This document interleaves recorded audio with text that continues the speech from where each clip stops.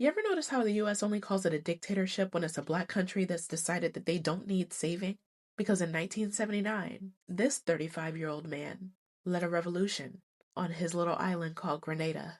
And when he tried to build something real, schools, healthcare, literacy, America called him a communist and made sure that he never got to finish what he started. Meet Maurice Bishop. He wasn't chasing power, he was chasing dignity. Bishop and his people threw out a corrupt leader named Eric Gary. He built free schools, made healthcare accessible, and launched adult literacy programs that nearly wiped out illiteracy on the island. He'd tell people that they must be the engineers of their own futures. That line hit different because he actually meant it.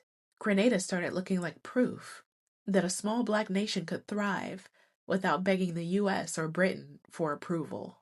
Then Bishop linked up with Cuba for doctors, teachers, engineers, not missiles. But Washington saw that as a threat. Reagan's team went on TV calling that little island a Soviet base because they were building airports to bring in tourism. Imagine that. An airport becomes a reason to invade? The real fear wasn't communism. It was a black country standing on its own 2 feet. But by '83, people inside Bishop's own party started turning on him. His deputy, Bernard Cord, accused him of being too popular and had him locked up. But the people weren't playing that. Thousands of Grenadians marched. They freed him and they carried him through the streets. And within hours, soldiers loyal to Cord opened fire. Bishop and several ministers were taken to Fort Rupert and executed against a wall.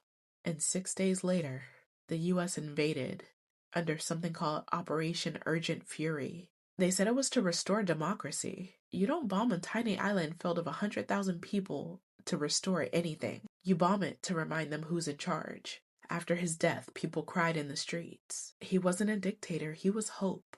And the US couldn't let that stand. So they buried him under headlines calling him a Marxist puppet. Meanwhile, the airport that he built, it still stands. They renamed it Maurice Bishop International Airport. Every plane that lands there touches the ground that he dreamed up. Maurice Bishop didn't die because he failed. He died because he made freedom look possible. Because every time a black nation tries to build something of its own, the empire shows up with bombs and a press release. They call it democracy, but really? It's fear. Fear of what happens when we stop asking for permission. Say his name. Maurice Bishop.